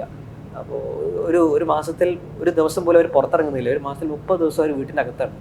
ഇങ്ങനത്തെ ഒരു ആളുകളെ സംബന്ധിച്ചിടത്തോളം ബാക്കി മറ്റ് ആരോഗ്യപരമായിട്ട് ഒരു ബുദ്ധിമുട്ട് അവർ അനുഭവപ്പെടുന്നില്ല. അല്ല, ഞാൻ നേരത്തെ ഡോക്ടർ പറഞ്ഞ ഈ സോഷ്യൽ ഇമ്പാക്ട് അല്ലെങ്കിൽ സോഷ്യലായിട്ടുള്ള ഒരു അവയർനെസ് ഉണ്ടല്ലോ, ആ അവയർനെസ്സിൽ മാറ്റപ്പെടേണ്ട ഒരു ചിന്താഗതിയുടെ കാര്യം കൂടി ഞാൻ പറയുന്നത്. അതായത് ഈ പ്രായമുള്ള ആളുകളെ അല്ലെങ്കിൽ അച്ഛനമ്മമാരെ നോക്കാൻ മക്കൾക്ക് പറ്റാത്ത ചില സാഹചര്യങ്ങൾ ഉണ്ടാവും. അപ്പോൾ അതൊരു മോശം ടെൻഡൻസി ആയിട്ട് കണക്കാക്കുകയും അവരെ വല്ലാതെ കുറ്റപ്പെടുത്തും. വിദേശത്തൊക്കെ പോയി ജോലി ചെയ്യുന്ന ആളുകൾ, അല്ലെങ്കിൽ കേരളത്തിലെ പുറത്ത് ജോലി ചെയ്യുന്ന ആളുകൾ, അങ്ങനെയുള്ള ആളുകളെ സംബന്ധിച്ച് അവർ അച്ഛനമ്മമാരെ ചിലപ്പോൾ നാട്ടിൽ നിന്ന് അവർ ചിലപ്പോൾ കൂടെ പോകാൻ ആഗ്രഹിക്കാത്തവരായിരിക്കും. അവരൊക്കെ കെയർ ഇങ്ങനത്തെ സെന്ററുകൾ ഉണ്ടാവുക എന്നുള്ളതാണ് പരിഹാരം. അങ്ങനത്തെ ബുദ്ധിമുട്ടുള്ളവരെ സംബന്ധിച്ചിടത്തോളം ഇങ്ങനത്തെ സെന്റേഴ്സ് വളരെയധികം ഉപകാരപ്പെടും തന്നെയാണ് വിശ്വസിക്കുന്നത്. പക്ഷേ മക്കളെ കൂടെ ജീവിക്കുന്നത് അതിൻ്റെതായ ഗുണങ്ങൾ തെളിയിക്കപ്പെട്ടിട്ടുണ്ട്. അപ്പോൾ നമ്മൾ കേരളത്തിലൊരു കൾച്ചർ ഒരു പക്ഷേ സാമൂഹികമായിട്ട് അങ്ങനത്തെ ഒരു ബേർഡൻ മക്കളെ മേൽ വെക്കുന്നുണ്ടെങ്കിലും റിലീജിയസ് ആയിട്ടും സാമൂഹികമായിട്ടും അങ്ങനെ ഒരു ബേർഡൻ മക്കളുടെ മേൽ വെക്കുന്നുണ്ടെങ്കിലും അങ്ങനെ ഒരുമിച്ചൊരു കുടുംബമായിട്ട് വളരുമ്പോൾ ഒരു പക്ഷേ മറവി രോഗങ്ങളും ഡിപ്രഷനും എല്ലാം കുറവാണെന്ന് ശാസ്ത്രീയമായി തെളിയിക്കപ്പെട്ടു. പരമാവധി നമ്മൾ കുടുംബത്തോടൊപ്പം നിൽക്കുക. അല്ലാത്ത സാഹചര്യങ്ങളിൽ നമുക്ക് ഇതുപോലത്തെ സെന്റേഴ്സ്, റിട്ടയർമെന്റ് സെന്റേഴ്സ് അവർക്ക് സ്വന്തമായിട്ട് ഓപ്റ്റ് ചെയ്യാം. ഇന്ത്യയിൽ കാശുണ്ട്, എനിക്ക് സ്വന്തമായിട്ട് ഇതുപോലെ നല്ലൊരു സൗകര്യമുള്ള സ്ഥലത്ത് അവസാന കാലം ജീവിക്കണമെന്ന് ആഗ്രഹിക്കുന്നവരെ സംബന്ധിച്ചിടത്തോളം നല്ല ക്ലൈമറ്റും നല്ല സൗകര്യങ്ങളും നല്ല ഹെൽത്തി ഫെസിലിറ്റീസുള്ള സ്ഥലത്ത് പോയി താമസിക്കാൻ ആഗ്രഹിക്കുന്നവർക്ക് ഓപ്റ്റ് ചെയ്യാവുന്ന ആളുകൾ ഇപ്പോൾ റിട്ടയർമെന്റ് ലൈഫിനെ കുറിച്ച് പ്ലാൻ ചെയ്യുന്നു. ഞാൻ പല വളരെ പ്രധാനപ്പെട്ട വ്യവസായികളാണ്, നല്ല സർക്കാർ ഉദ്യോഗസ്ഥന്മാരാണെങ്കിലും ആരാണെങ്കിലും ഒരു 60-ന് ശേഷം ഞാൻ എങ്ങനെ ജീവിക്കണം, അതൊരു പ്ലാൻ വേണ്ട ശരിക്കും അല്ലേ? ഇപ്പം എനിക്ക് 35 വയസ്സുണ്ട്. ഞാൻ 60ാമത്തെ വയസ്സിൽ ഞാൻ എങ്ങനെ ജീവിക്കണം, അല്ലെങ്കിൽ എന്താണ് എൻ്റെ ഇൻവെസ്റ്റ്മെൻറ്റ്, ഞാൻ ചിന്തിക്കാത്തൊരു കാര്യം. ഞാൻ മാത്രമല്ല, പല ആളുകളും ചിന്തിക്കാത്തൊരു കാര്യം. എപ്പോഴും ചിന്തിക്കുന്നത് വെച്ച് കഴിഞ്ഞാൽ ഒരു 58 വയസ്സ് അല്ലെങ്കിൽ 60 എത്തട്ടെ, അല്ലെ അന്ന് ഞാൻ ജീവിച്ചിരിക്കുവാണെങ്കിൽ അപ്പം ചിന്തിച്ചാൽ മതിയോ എന്നുള്ള പല കാര്യങ്ങളും. ചില ആളുകൾ പെൻഷനാണ്, എനിക്കൊരു പെൻഷൻ ഉണ്ട് സേഫ് ആയിട്ട്. ചില ആൾക്കാരാണെങ്കിൽ ചില ഓൾഡ് ഏജ് ഇൻവെസ്റ്റ്മെന്റുകളെ കുറിച്ച്, ലൈഫ് ഇൻഷുറൻസ് പോളിസികൾ. അതിനപ്പുറത്തേക്ക് എൻ്റെ ജീവിതം എങ്ങനെ, ഈ പൈസ കയ്യിൽ കിട്ടിയാലും ഞാൻ എങ്ങനെ ജീവിക്കും എന്നുള്ളതിനെ കുറിച്ചൊരു പ്ലാനിങ് ഉണ്ടാവും. അതിലാണ് ഒരു വാക്ക് നമ്മുടെ ഈ ക്യാമ്പ് യങ്സ്റ്റേഴ്സ് മുൻനിർത്തുന്ന വലിയൊരു ക്യാമ്പയിനും കൂടാണ് ഈ ഹെൽത്തി ഏജിങ് എന്ന് പറഞ്ഞത്. ഏറ്റവും വലിയ ഇൻവെസ്റ്റ്മെന്റ് എന്ന് പറഞ്ഞു കഴിഞ്ഞാൽ നമ്മളുടെ ഹെൽത്തിനെ എങ്ങനെ നമുക്ക് നല്ല രീതിയിൽ ഇൻവെസ്റ്റ് കൊടുക്കാൻ പറ്റും, നമ്മളുടെ ആരോഗ്യത്തിന് എങ്ങനെ ഇൻവെസ്റ്റ്മെന്റ് കൊടുക്കാൻ പറ്റും എന്നുള്ളതാണ് ഒന്ന് പ്രധാനപ്പെട്ട ഒരു കാര്യം. രണ്ടാമത് ഈ പറഞ്ഞ ഫിനാൻഷ്യൽ, നമുക്ക് നാളെ ഒരാളെ ഡിപ്പെൻഡ് ചെയ്യാതെ നമുക്കൊരു നമ്മളുടേതായ രീതിയിൽ ഒരു ലെവലിൽ ജീവിക്കുക എന്നുള്ളതാണ്. ഈ രണ്ട് കാര്യങ്ങൾ നമ്മൾ ഇമ്പോർട്ടൻ്റ് ആയിട്ട് നോക്കണം. ആദ്യം വേണ്ടത് ഹെൽത്ത്, രണ്ടാമത്തത് വെൽത്ത്. ഈ ഹെൽത്തി ഏജിങ്ങിന് ഒരു ലൈഫ് സ്റ്റൈൽ പാറ്റേൺ ഉണ്ടാവില്ല. നമ്മളിപ്പോൾ 30 കഴിഞ്ഞാൽ തന്നെ നമ്മൾ ആരോഗ്യം നന്നായി ശ്രദ്ധിക്കണം, കണ്ടിന്യൂസ് ആയിട്ടുള്ള അതിൻ്റെ ഇവാലുവേഷൻസ്, ഹെൽത്ത് ചെക്കപ്പുകൾ വേണം എന്നൊക്കെ പറയും. അതൊരു ഹെൽത്തി ലൈഫ് സ്റ്റൈൽ എങ്ങനെ കീപ്പ് ചെയ്യാൻ പറ്റും പ്രായമുള്ള ആളുകൾ? അതിനെ കുറച്ച് ഭാഗം നേരത്തെ പറഞ്ഞു. അതായത് നമ്മൾ ഏറ്റവും പ്രധാനം നമ്മുടെ ന്യൂട്രീഷനാണ്. പലപ്പോഴും അത് അഡ്രസ്സ് ചെയ്യപ്പെടാറില്ല. നേരത്തെ പറഞ്ഞു, വീട്ടിൽ പ്രായമുള്ള അച്ഛനും അമ്മയും ഒറ്റയ്ക്കാണ്. അവരെ സംബന്ധിച്ചിടത്തോളം നല്ല ഹെൽത്തി ഫുഡ് ഉണ്ടാക്കാനൊന്നും അവർക്ക് താല്പര്യമില്ല. രണ്ടുപേർക്കും ഭക്ഷണത്തോട് വലിയ താല്പര്യമില്ല. തൽക്കാലം വയറ് നിറയാൻ വേണ്ടി എന്തെങ്കിലും പാചകം ചെയ്യുക, കഴിക്കുക എന്നുള്ളതായിരിക്കും അവരുടെ മെയിൻ മോട്ടീവ്. വയറ് നിറയാന്ന് മാത്രമേ ഉണ്ടാവുള്ളൂ. എളുപ്പത്തിൽ ചോറ്, പ്രായമാകുമ്പോൾ ഭക്ഷണത്തിന്റെ അളവ് കുറയും, അപ്പൊ എന്തെങ്കിലും കഴിച്ചാലും വയറ് നിറയും. പക്ഷേ അവർക്ക് ന്യൂട്രീഷ്യസ് ആയ ഫുഡ് കിട്ടില്ല. ന്യൂട്രീഷ്യസ് ആയിട്ട് പലപ്പോഴും, ഞാൻ നേരത്തെ പറഞ്ഞ പോലെ ന്യൂട്രീഷ്യസ് ആയിട്ടുള്ള ഫുഡ് പലപ്പോഴും വലിയ കൺസേൺ ആയി മാറാറില്ല. വയസ്സായല്ലോ, ഇനിയിപ്പോൾ വലിയ ന്യൂട്രീഷ്യസ് ആയി കഴിച്ചിട്ട് എന്താണ് കാര്യം എന്നുള്ളതാണ് പലരുടെയും ചിന്താഗതി. പക്ഷേ അത് വളരെ പ്രധാനമാണ്. ഏറ്റവും കൂടുതൽ നമ്മൾ കണ്ടുവരുന്ന ഒരുപക്ഷെ കുട്ടികളുടെ മാൽ ന്യൂട്രീഷനെ പറ്റി കുറേ സ്റ്റഡീസും അതിനെ ശ്രദ്ധിക്കാൻ വേണ്ടിയിട്ട് നമ്മുടെ ഗവൺമെൻറ് സെക്ടറിലും ഒരുപാട് കാര്യങ്ങളുണ്ട്. പക്ഷെ മുതിർന്നവരുടെ മാൽ ന്യൂട്രീഷനെ കുറിച്ച് പലപ്പോഴും ഫുള്ളി ഇഗ്നോർഡ്, ആരും അതിനെപ്പറ്റി സംസാരിക്കാറില്ല. അത് അവരുടെ പ്രോട്ടീൻ ഇൻടേക്ക് വളരെ കുറയുമ്പോഴാണ് അവരുടെ എല്ലാ അസുഖങ്ങളും, ഈ നോർമൽ ഡയറ്റ് ഉണ്ടെങ്കിൽ തന്നെ പലപ്പോഴും പല അസുഖങ്ങളിൽ നിന്നുള്ള മുക്തി നേടാൻ കഴിയും. ഒരുപാട് നേരത്തെ പറഞ്ഞ പോലെ വീഴ്ചകൾ, നമ്മുടെ പേശികളുടെ ബലം, അങ്ങനത്തെ ഒരുപാട് കാര്യങ്ങൾ നമുക്ക് കുറയ്ക്കാൻ നല്ല ഹെൽത്തി ഡയറ്റിലൂടെ. ന്യൂട്രീഷ്യസ് ആവുക എന്ന് പറയുമ്പോൾ പ്രോട്ടീൻ എന്ന് പറയുന്നത് നമ്മുടെ എല്ലിൻ്റെ ഒക്കെ ബലം, പേശികളുടെ ബലമൊക്കെയാണ്. അതല്ലാതെ നമുക്ക് വിറ്റമിൻസ് അങ്ങനെയുള്ള ഭക്ഷണക്രമത്തിനൊരു കൃത്യമായ ഡയറ്റീഷ്യനെ കാണുകയാണോ, അല്ലെങ്കിൽ കോമൺ ആയിട്ട് നമുക്കൊരു ഡയറ്റ് പറയാൻ പറ്റും? കോമണായിട്ട് നമുക്ക് പറയാൻ പറ്റും. നമുക്ക് സമീകൃത ആഹാരം, ഒരു ബാലൻസ് ഡയറ്റ്, അത് ചെറുപ്പം തൊട്ടേ നമ്മൾ ശീലിക്കേണ്ട ഒരു കാര്യമാണ്. ഒരു പക്ഷേ നേരത്തെ പറഞ്ഞ ഹെൽത്തി ഏജിങ്ങിന് വേണ്ടിയിട്ട് നമ്മൾ 30 വയസ്സ് തൊട്ടേ നമ്മൾ കൃത്യമായിട്ട് ബാലൻസ്ഡ് ആയിട്ട് ശീലിച്ച് കൊണ്ടുവരണം. പലപ്പോഴും നമ്മുടെ മലയാളികളുടെ ഡയറ്റ് വളരെ മോശമാണ്, പറയാണ്ടിരിക്കാൻ പറ്റില്ല. കാരണം നമ്മളൊരു സാധാരണഗതിയിൽ പറയുമ്പോൾ ഒരു പ്ലേറ്റിൽ ഒരു 4/1 മാത്രമേ നമുക്ക് കാർബോഹൈഡ്രേറ്റ് ആവശ്യമുള്ളൂ, അതായത് ചോറ്. നമ്മളെ സംബന്ധിച്ചിടത്തോളം 90% ചോറും ബാക്കി 10% നമ്മൾ ബാക്കി കാര്യങ്ങളാണ് നമ്മൾ കഴിക്കാറുള്ളത്. മുതിർന്ന ഒരു ആൾ ഇത് ശീലിച്ചു പോയത്, നമ്മൾ മലയാളികൾ അറിയാണ്ട് ശീലിച്ചു പോയൊരു കാര്യമാണ്. പക്ഷെ പ്രായമാകുമ്പോഴാണ് ഇതിന്റെ കുറെ പ്രശ്നങ്ങൾ നമ്മൾ കണ്ടുവരാറ്. ജനറൽ സ്റ്റേറ്റ്മെന്റ് ആയിട്ട് പ്രായമാകുന്നതോറും നമ്മുടെ ശരീരത്തിലെ കാർബോയുടെ അളവ് കുറയ്ക്കാം എന്ന് പറഞ്ഞാൽ അതെ, വളരെ ശരിയാണ്. കാർബ് എന്ന് വെച്ചാൽ നമ്മുടെ ശരീരാധ്വാനത്തിനനുസരിച്ചാണ് നമുക്ക് കാർബോഹൈഡ്രേറ്റ് ആവശ്യം വരുന്നുള്ളൂ. അപ്പോൾ നമുക്ക് ആ ഒരു ഊർജ്ജം 4/1 മാത്രമേ നമുക്ക് ആ ഒരു കാർബോഹൈഡ്രേറ്റിന്റെ ആവശ്യം അത് അത്രേ വരുന്നുള്ളൂ. കുറച്ചും കൂടെ മിഡിൽ ഏജ് ആവുന്ന സമയത്ത് നമ്മൾ അത്രയും കഴിക്കുന്ന കാർബോഹൈഡ്രേറ്റ് നമ്മൾ സ്പെൻഡ് ചെയ്യുന്നുണ്ട്. പ്രായമാകുമ്പോൾ നമുക്ക് സ്പെൻഡ് ചെയ്യാൻ കഴിയാറില്ല. അത് കൊഴുപ്പായിട്ട് അടിഞ്ഞു കൂടുകയും നമ്മൾ അസുഖത്തിലേക്ക് നയിക്കുകയും ചെയ്യും. പിന്നെ പക്ഷേ ചോറ് കഴിക്കും നമ്മൾ. അതിൻ്റെ അപ്പുറത്തേക്കുള്ള പ്രോട്ടീന്, വൈറ്റമിൻസ്, മിനറൽസ്, അതായത് പ്രോട്ടീൻ എന്ന് വെച്ച് കഴിഞ്ഞാൽ തൈര്, മുട്ട, ഇറച്ചി, മീൻ കാര്യങ്ങൾ. അതുപോലെ ഒരു പ്ലേറ്റിൻ്റെ പകുതിയോളം നമുക്ക് വേണ്ടത് വെജിറ്റബിൾസും ഫ്രൂട്ട്സും ആണ്. അതായത് ആ കാര്യം പലപ്പോഴും ഈ വെജിറ്റബിൾ കുക്ക് ചെയ്യുന്നതിൻ്റെ മടി കാരണം പലപ്പോഴും അങ്ങനെ കഴിക്കാറില്ല. എളുപ്പത്തിൽ വല്ല തൈരും ചോറും കഴിക്കുന്നവരുണ്ട്, ഒരു കറി ഉണ്ടാക്കി ചോറ് കഴിക്കുന്നവരുണ്ട്. സ്ഥിരമായിട്ട് നമ്മൾ അനുഭവപ്പെടാറുള്ളതാണ്. വേറെ ലൈഫ് സ്റ്റൈൽ മോഡിഫിക്കേഷൻ നേരത്തെ പറഞ്ഞ പോലെ ആക്റ്റീവായിട്ടിരിക്കുക, കൃത്യമായിട്ടുള്ള നടത്തം, കാലുകളുടെയും കൈകളുടെയും പേശികൾക്ക് ബലം വെക്കാനുള്ള എക്സസൈസുകൾ, കൈയിൻ്റെ സ്ട്രെങ്ത് വെച്ചിട്ടാണ് നമ്മൾ ഈ ആൾക്ക് വീഴാൻ സാധ്യത ഉണ്ടോ എന്നുള്ളത് നമ്മൾ പറയാറ്. പിടുത്തം നമ്മൾ ഒ പിയിലൊക്കെ ഒരു ഹാൻഡ് സ്ട്രെങ്ത് മാനോമീറ്റർ ഉണ്ടാവും, അത് വെച്ചിട്ടാണ് നമ്മൾ ഈ കൈയിൻ്റെ സ്ട്രെങ്ത് അളക്കാൻ വേണ്ടി ശ്രമിക്കാറ്. അത് വെച്ചിട്ട് ആൾക്ക് ഈ പേശികൾക്ക് ബലക്കുറവുണ്ടോ, വീഴ്ചകൾ വരാൻ സാധ്യത ഉണ്ടോ നമുക്ക് നേരത്തെ പ്രെഡിക്റ്റ് ചെയ്യാൻ പറ്റും. ആൾ എഴുന്നേറ്റ് നിൽക്കുന്നത് നോക്കിയിട്ട് ആളുടെ നടത്തത്തിൻ്റെ സ്പീഡ് നോക്കിക്കഴിഞ്ഞാൽ നമുക്ക് പറയാൻ പറ്റും ഇയാൾ വീഴാൻ ചാൻസിലാണോ. ഒ പിയിലേക്ക് വളരെ സ്ലോയിൽ നടന്നിട്ടാണ് വരിക. അതിൻ്റെ പ്രധാനപ്പെട്ട ടെസ്റ്റ് ടക്ക് ടെസ്റ്റ് എന്നാണ്. ഒരു 3 മീറ്റർ അങ്ങോട്ടും 3 മീറ്റർ ഇങ്ങോട്ടും നടത്തിയിട്ട് അതിൻ്റെ സമയം കാൽക്കുലേറ്റ് ചെയ്തിട്ട് വീഴാൻ ചാൻസ് ഉണ്ടോ ഇല്ല നമ്മൾ പറയും. അപ്പോൾ നടത്തത്തിൻ്റെ സ്പീഡ് വരെ ആ പ്രായത്തിൽ വളരെ പ്രധാനമാണ്. അതുകൊണ്ട് അത് മെയിൻറ്റെയിൻ ചെയ്യാൻ വേണ്ടിയിട്ടുള്ള കാര്യങ്ങൾ, നടത്തം, എക്സസൈസ്, പേശികൾക്ക് ബലം വെക്കാനുള്ള എക്സസൈസുകൾ. ഇങ്ങനത്തെ ചില സിംറ്റംസ് നമുക്ക് മനസ്സിലാക്കാൻ പറ്റുന്നുണ്ടാവും. ഇപ്പോൾ ഒരു പ്രായമുള്ള ആളെ സംബന്ധിച്ച് അയാൾക്ക് ഹാർട്ട് അറ്റാക്കിനുള്ള സാധ്യത ഉണ്ടെങ്കിൽ ഒരു ചെറുപ്പക്കാരന് വരുന്ന പോലെ പെയിൻ വരണം എന്നില്ല. അതുപോലെ മറ്റു പല അസുഖങ്ങളുടെയും ലക്ഷണങ്ങൾ തിരിച്ചറിയപ്പെടാതിരിക്കാം. അപ്പോൾ നേരത്തെ വയറിനൊരു പ്രശ്നം ഉണ്ടെങ്കിൽ, സ്തംഭനം ഉണ്ടെങ്കിൽ അതെന്തിൻ്റെ ലക്ഷണമാണെന്ന് തിരിച്ചറിയപ്പെടാതെ പോവുകയും ലോങ് ടേം ആയി ചികിത്സ എടുക്കാതിരിക്കുകയും ചെയ്യുമ്പോൾ അവസാന ഘട്ടത്തിലേക്കും പല അസുഖങ്ങളും മനസ്സിലാക്കാൻ പറ്റും. അത് പക്ഷേ വളരെ അധികം ആളുകൾക്ക് അറിയാത്തൊരു കാര്യമാണത്. നമ്മൾ ഡോക്ടേഴ്സ് ആണെങ്കിലും സാധാരണക്കാരാണെങ്കിലൊക്കെ ഒരു അസുഖത്തെ പറ്റി മനസ്സിലാക്കുന്നതിൻ്റെ ലക്ഷണങ്ങൾ അല്ലേ, നമ്മൾ ഹൃദയാഘാതത്തിൻ്റെ ലക്ഷണങ്ങൾ, നെഞ്ചുവേദന, അവയർപ്പ്. പക്ഷേ മുതിർന്നവരെ സംബന്ധിച്ചിടത്തോളം ഒരു പ്രായം കഴിയുമ്പോൾ ഈ ലക്ഷണങ്ങളൊന്നും കാണിക്കില്ല. വളരെ അറ്റിപ്പിക്കലായിട്ട് നമ്മുടെ അടുത്ത് വരിക.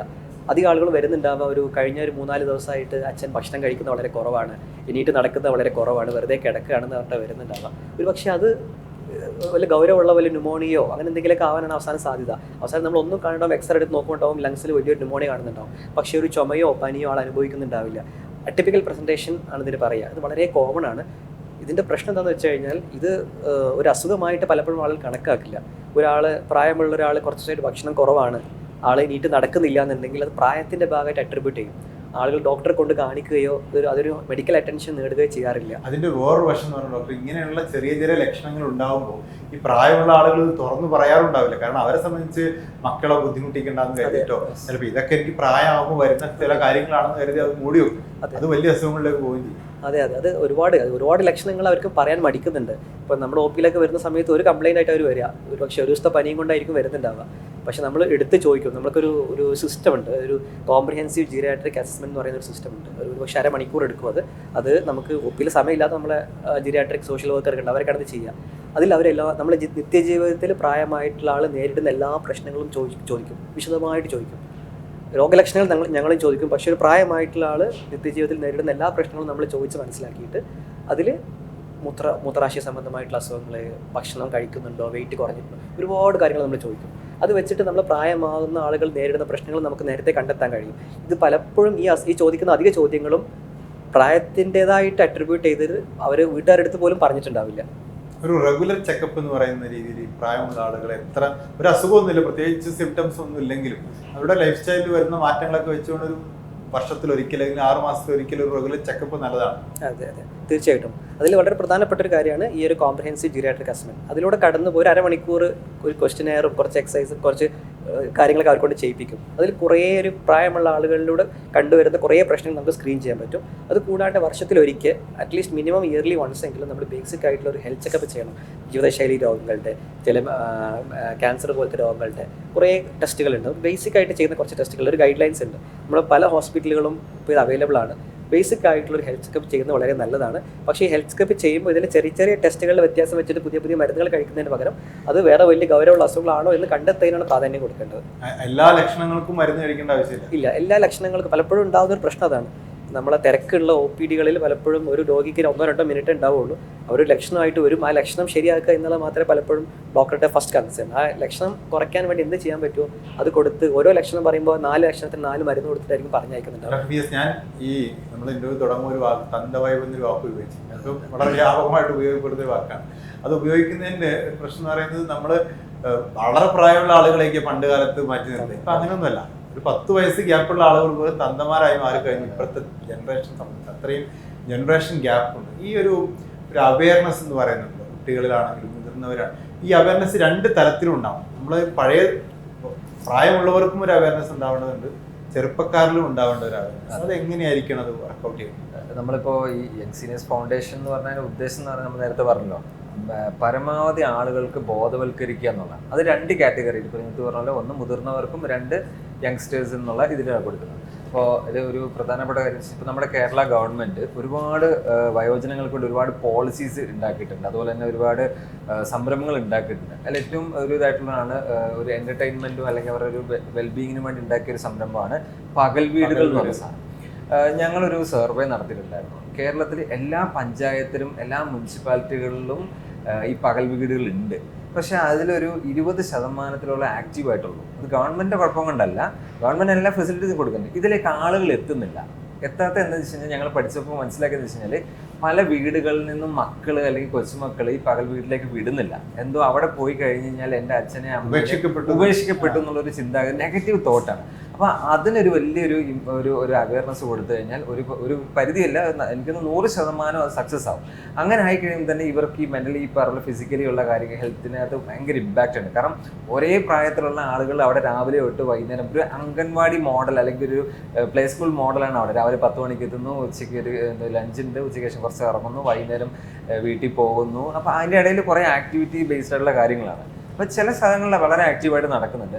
പല NGOകളും ഇപ്പോൾ പല പകൽ വീടുകളെയും സപ്പോർട്ട് ചെയ്തിട്ട് ഇത് ആക്റ്റീവായിട്ട് കൊണ്ടുവരുന്നുണ്ട്. രണ്ടാമത്തെ ഒരു കാര്യം എന്ന് വെച്ച് കഴിഞ്ഞാൽ ഈ ഇതേപോലെ അവയർനെസ് കൊടുക്കേണ്ടത് യങ്സ്റ്റേഴ്സിന്, പുതിയ ജനറേഷൻ അല്ലെങ്കിൽ വർക്കേഴ്സ്, സ്കൂൾ ലെവൽ മുതലേ ഇതിനൊരു അവയർനെസ്, എൽഡേഴ്സ് എന്താണ് അല്ലെങ്കിൽ വാർദ്ധക്യം എന്താണ്, അവരുടെ ഹെൽത്ത് ഇഷ്യൂസ്, അവരുടെ മെൻ്റൽ ഹെൽത്ത്, ഫിസിക്കൽ ഹെൽത്ത്, ഇതിലേക്ക് കൊടുത്തിട്ട് ഇവരെ തമ്മിൽ നമുക്കൊരു ബ്രിഡ്ജ് ഇട്ടിട്ട് കണക്ട് ചെയ്ത് കൊടുക്കണം. അതായത് ഇപ്പം പ്രധാനപ്പെട്ട കാര്യം എന്ന് വെച്ച് കഴിഞ്ഞാൽ ഇന്ത്യയിലെ ടോട്ടൽ പോപ്പുലേഷൻ നോക്കുകയാണെങ്കിൽ എൽഡർലി പോപ്പുലേഷൻ കേരളത്തിലാണ് ഏറ്റവും കൂടുതൽ വയോജനങ്ങളുടെ നമ്പേഴ്സ് കൂടുതലുള്ളത്. ഈ 2030 ആകുമ്പോഴത്തേനും ഓൾമോസ്റ്റ് അതൊരു ഈക്വൽ ടു 21% എത്തും. 21% എന്ന് പറയുമ്പോൾ that is equal to teenagers in Kerala. അപ്പോൾ നമ്മളൊരു 10 പേര് ഒരു ടീനേജേഴ്സ് ഇരിക്കുകയാണെങ്കിൽ അതിൻ്റെ തൊട്ടപ്പുറത്ത് 10 പേര് എൽഡേഴ്സ് ഇരിപ്പുണ്ടാവും. അപ്പോൾ ഇവർ തമ്മിലൊരു കണക്ഷൻ വരണം. ഒരു ചായ കുടിക്കാനിരിക്കും, നമ്മളെപ്പോഴും വിളിക്കുമല്ലോ ചായ കുടിക്കാൻ പോകാന്ന് പറയുമ്പോൾ അവരോട് കൂട്ടിക്കൊണ്ട് പോവുക. ഇനിയിപ്പോൾ നമ്മളിപ്പോൾ പുതിയ ടെക്നോളജി, ഇപ്പോൾ വാട്സപ്പ് അല്ലെങ്കിൽ പുതിയ ഇൻസ്റ്റാഗ്രാം, സ്നാപ്ചാറ്റ്, അങ്ങനത്തെ പല സാധനങ്ങൾ, എൻ്റർടൈൻമെൻറ്റ് സാധനങ്ങൾ സോഷ്യൽ മീഡിയയിൽ ഇവരെയും കൂടി ഇത് പറഞ്ഞു കൊടുക്കുക. അതിലൂടെ നമുക്ക് ഈ പറഞ്ഞ ഒരു അപ്ഡേറ്റ് ചെയ്യുക, ഒരു ഡിജിറ്റൽ ലിറ്ററസി കൊടുക്കുക. അതൊക്കെയാണ് നമുക്ക് ഇതിൻ്റെ ഒരു പരിധി വരെ നമുക്ക് കൊണ്ടുപോകാൻ പറ്റുന്ന കാര്യങ്ങൾ തന്നെയാണ്. ഇതൊന്നും കൊടുത്തില്ലെങ്കിൽ ഇവിടെ ഭയങ്കരമായ പ്രശ്നങ്ങൾ നമ്മുടെ വീടുകളിൽ നിന്ന് തുടങ്ങണം തോന്നുന്നു. തീർച്ചയായിട്ടും നമ്മുടെ വീടുകളിൽ നിന്ന്, അതായത് ആ ലിറ്ററസി സ്റ്റാർട്ട് ചെയ്യേണ്ടത്, എഡ്യൂക്കേഷൻ സ്റ്റാർട്ട് നമ്മുടെ വീടുകളിൽ നിന്ന് തുടങ്ങണം, സ്കൂളുകളിൽ തുടങ്ങണം, വർക്ക് പ്ലേസുകളിൽ തുടങ്ങണം. ഇതിലെല്ലാം കൂടെ ചെയ്യാന്നുള്ളതാണ്. ഒരു ഇൻസിഡൻറ്റും കൂടെ പറയാം. കോട്ടയത്ത് കാഞ്ഞിരപ്പള്ളിയിൽ ഒരു പഞ്ചായത്ത്, അവിടെ ഒരു വയോജന സൗഹൃദ പഞ്ചായത്ത് എന്ന ലക്ഷ്യത്തോടുകൂടി നടത്തും. ഭയങ്കര ആക്റ്റീവ് ഇതായിട്ടുള്ള ഞങ്ങളവിടെ വിസിറ്റ് ചെയ്തിട്ടുണ്ട്. അപ്പോൾ അവിടുത്തെ ഒരു കൗൺസിലർ ഒരു ഇൻസിഡൻറ്റ് പറഞ്ഞിട്ടുണ്ടായി.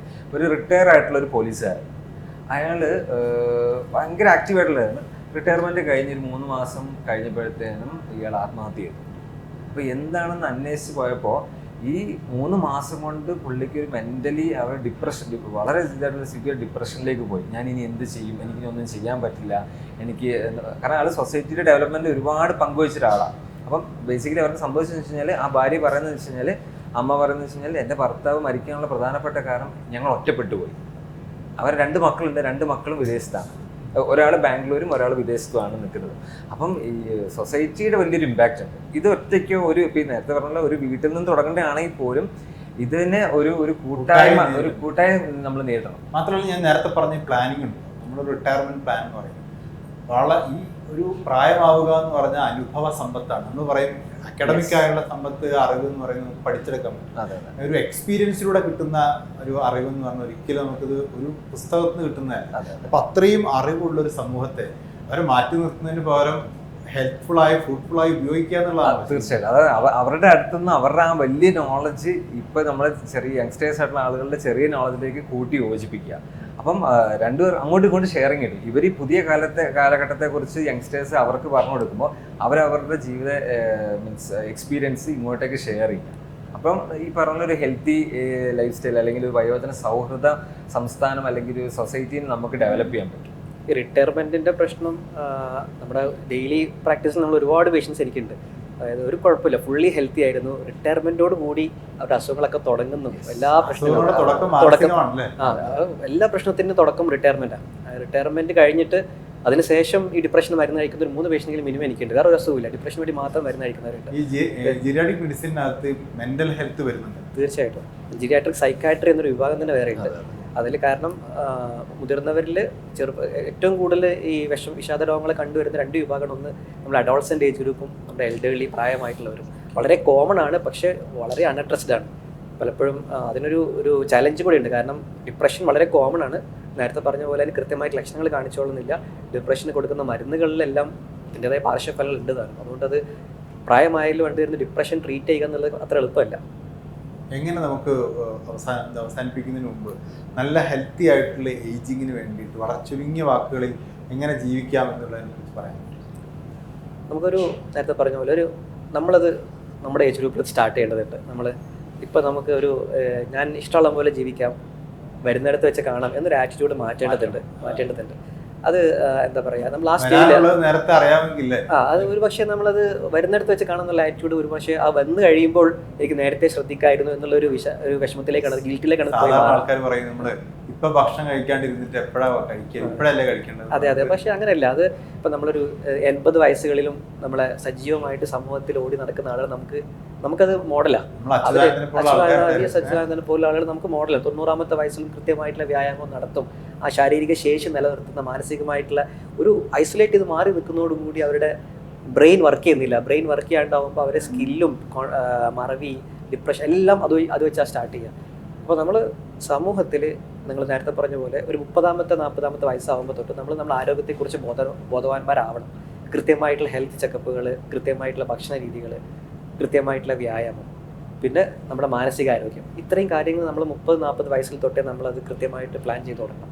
റിട്ടയർമെൻറ്റ് വരെ നമ്മളിങ്ങനെ പോകും. റിട്ടയർമെൻറ്റ് വരെ നമ്മൾ ഒരു വലിയ ഓരോ ദിവസം കൂടുമ്പോൾ നമ്മൾ സീനിയറായി 55-ാമത്തെ വയസ്സിൽ 60 ഏറ്റവും സീനിയർ ലെവൽ എത്തുന്നു. സമൂഹം എനിക്ക് ആ പരിഗണന നൽകുന്നു. ആ റിട്ടയർമെൻറ്റോട് കൂടി എന്നെ ആരും പരിഗണിക്കുന്നില്ല, ഞാൻ ആരുമല്ലാതായി എന്നുള്ള ചിന്തകൾ വന്നു തുടങ്ങുന്ന സാഹചര്യം ഉണ്ടാവാതെ നേരത്തെ റിട്ടയർമെൻറ്റിന് ശേഷം ഞാൻ എവിടെ ജോയിൻ ചെയ്യും, ഞാൻ എന്ത് ചെയ്യും, അതിനുശേഷം എനിക്കുള്ള ബിസിനസ്സാണോ, എന്താണ് എൻ്റെ പ്ലാൻ നേരത്തെ കണ്ടെത്തുക.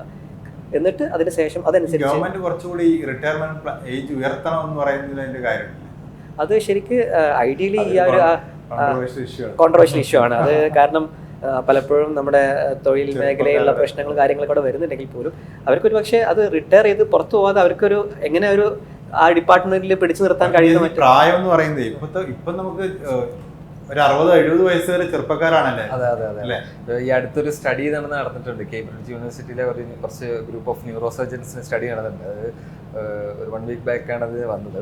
അതിൽ തന്നെ അവർ പറയുന്നത് നമ്മുടെ ബ്രെയിനിന്റെ മാപ്പിംഗ് വെച്ചിട്ടാണ് അവർ നോക്കിക്കുന്നത്. MRI പോലത്തെ ഇത് വെച്ചിട്ടാണ് നോക്കിയിട്ടാണ് അവർ പറയുന്നത് വളർച്ചയുടെ. അപ്പോൾ അതിൽ 82 വയസ്സ് തൊട്ടാണ് വാർദ്ധക്യത്തിലേക്ക് എന്ന് പറയുന്നത്. അപ്പൊ ശരിക്കും സർക്കാർ ഈ പറയുന്ന വിരമിക്കൽ പ്രായം എന്ന് പറയുമ്പോൾ അതിൽ ജീവിതത്തിന് വിരമിക്കലായി എടുക്കേണ്ട ആവശ്യമില്ല. അതെ 60 വയസ്സ് കഴിഞ്ഞാൽ അടുത്ത പുതിയൊരു സ്റ്റെപ്പിലേക്ക് പോകും. അതായത് നമ്മളിപ്പോ സെക്കൻഡ് ഇന്നിങ്സ് അല്ലെങ്കിൽ രണ്ടാം യുവത്വം എന്ന് പറയുന്നത് യങ് സീനിയേഴ്സ് എന്നുള്ള പുതിയൊരു ഇതിലേക്ക് മാറുക എന്നുള്ളതാണ് ഈ ഗവൺമെന്റ് ഭാഗത്ത് നമുക്ക് അവസാനിപ്പിക്കാൻ തോന്നുന്നത്. ഈ ഗവൺമെന്റ് ഭാഗത്ത് ഒരു സപ്പോർട്ടൊക്കെ എങ്ങനെ കിട്ടണം എന്നതാണ് ഈ ഒരു മൂവ്മെന്റ്. തീർച്ചയായിട്ടും അത് ഒരു ഗവൺമെന്റിന് മാത്രം ഒറ്റയ്ക്ക് ചെയ്യാൻ പറ്റുന്നതല്ല ഈ ഒരു കാര്യത്തിന്. ഈ എൽഡർലി കെയർ എന്ന് പറഞ്ഞാൽ വയോജനങ്ങൾ എന്ന് പറഞ്ഞാൽ അതിന് ഈ പറഞ്ഞ ഗവൺമെന്റ് ബാക്കിയുള്ള പ്രൈവറ്റ് ആളുകളായിട്ടും അല്ലെങ്കിൽ NGOs ധാരാളം പെൻഷൻ കൊടുക്കുന്നു അല്ലെ. പെൻഷനാണ് ഗവൺമെന്റ് ഒരു എൽഡർലി കെയർ എന്ന് പറയുന്നത്. ആ പെൻഷൻ പോലും സ്വന്തമായിട്ട് കൈകാര്യം ചെയ്യാൻ പറ്റാത്ത ആളുകളാണ് ഉള്ളത്. അതിനെങ്ങനെയാണ് ഈ മൂവ്മെന്റ് എങ്ങനെ മുന്നോട്ട് പോകുന്നതാണ് വിചാരിക്കുന്നത്? ഞങ്ങൾ യങ് സീനിയേഴ്സ് ഫൗണ്ടേഷൻ്റെ ഉദ്ദേശ ലക്ഷ്യം തന്നെ ഇതാണ്. കുറച്ച് കാര്യങ്ങളാണ്. അത് ഒന്ന്, നമ്മൾ കേരളത്തിനെ നമ്മുടെ നാടിനെ എങ്ങനെ വയോജന സൗഹൃദമാക്കി മാറ്റാൻ പറ്റും. അതിൽ ഒരു ഗ്രൂപ്പിനെ നമ്മൾ ഉണ്ടാക്കിയെടുക്കുക, ഒരു കമ്മ്യൂണിറ്റിനെ ഡെവലപ്പ് ചെയ്തെടുക്കുക. അതിൽ പറഞ്ഞ യങ്സ്റ്റേഴ്സ്, അതുപോലെ തന്നെ വർക്കിംഗ് പ്രൊഫഷണൽസ്, ഇവരെയൊക്കെ വെച്ചിട്ട് എൽഡേഴ്സിനെയൊക്കെയുള്ള ഒരു അവയർനെസ് ബിൽഡ് ചെയ്യുക. അതുകൂടാതെ ഇവർക്കുള്ള ഹെൽത്തി പ്ലാനുകൾ ഉണ്ടാക്കി കൊടുക്കുക. മെൻ്റൽ ഹെൽത്തിനെ ഡെവലപ്പ് ചെയ്യാൻ വേണ്ടിയിട്ട് സൈക്കോളജി പ്ലാനുകൾ, ആക്ടിവിറ്റീസ്, ഇതുപോലെയുള്ള കാര്യങ്ങൾ ചെയ്തു കൊടുക്കുക. ഇതൊക്കെയാണ് ഞങ്ങൾ ഒരു കമ്മ്യൂണിറ്റി ഡെവലപ്പ് ചെയ്യാനാണ് യങ് സീനിയേഴ്സ് കൊണ്ട് ഞങ്ങൾ ഉദ്ദേശിക്കുന്നത്. അതിൽ ഗവൺമെൻറ് ഞങ്ങൾക്ക് പൂർണ്ണമായി പിന്തുണ തരാമെന്ന് പറഞ്ഞിട്ടുമുണ്ട്. നമ്മൾ പല ഡിസ്കഷൻസ് നടന്നിട്ടുണ്ട്. കൂടാതെ ഞങ്ങൾ കമ്മ്യൂണിറ്റി മീറ്റപ്പുകൾ കണ്ടക്ട് ചെയ്യാറുണ്ട്. പല സ്ഥലങ്ങളിലായിട്ട് ഈ പറഞ്ഞ പോലെ എൽഡേഴ്സിനെ കൂട്ടിയിട്ട് അതിനകത്തൊരു ഗെയിമിംഗ് ഉണ്ടാവും, ഹെൽത്തി ടോക്ക് ഉണ്ടാവും, ആക്ടിവിറ്റീസ് ഉണ്ടാവും, ആർട്ട് തെറാപ്പികൾ ഉണ്ടാവും. അങ്ങനത്തെ പല പല ആക്ടിവിറ്റീസ് വെച്ചിട്ട് നമ്മളിങ്ങനെ ഓരോ കമ്മ്യൂണിറ്റി മീറ്റപ്പുകൾ കണ്ടക്ട് ചെയ്യാറുണ്ട്, വെബിനാറുകൾ, ഓൺലൈൻ വെബിനാറുകൾ കണ്ടക്ട് ചെയ്യുന്നുണ്ട്. പിന്നെ നമ്മളിപ്പോൾ റീസെൻ്റ്ലി നമ്മളിപ്പോൾ ഒരു സാധനം ചെയ്തതെന്ന് വെച്ച് കഴിഞ്ഞാൽ പ്രവാസികളായിട്ടുള്ള ആളുകൾ, നാട്ടിലുള്ള പേരൻസിന് അവരെങ്ങനെ ഈ പറഞ്ഞ ഹെൽത്ത് ഇഷ്യൂസ് ആയിക്കോട്ടെ അല്ലെങ്കിൽ മറ്റെന്തെങ്കിലും കാര്യം കണക്ട് ചെയ്യാൻ വേണ്ടിയുള്ള പ്രോഗ്രാമുകൾ ചെയ്യുന്നുണ്ട്. അങ്ങനെ ഇതൊരു കണ്ടിന്യൂസ് പ്രോസസ്സുമാണ്, ഇതൊരു കമ്മ്യൂണിറ്റി ബേസ്ഡ് പ്രോസസ്സുമാണ് ഈ ഒരു ഇത്.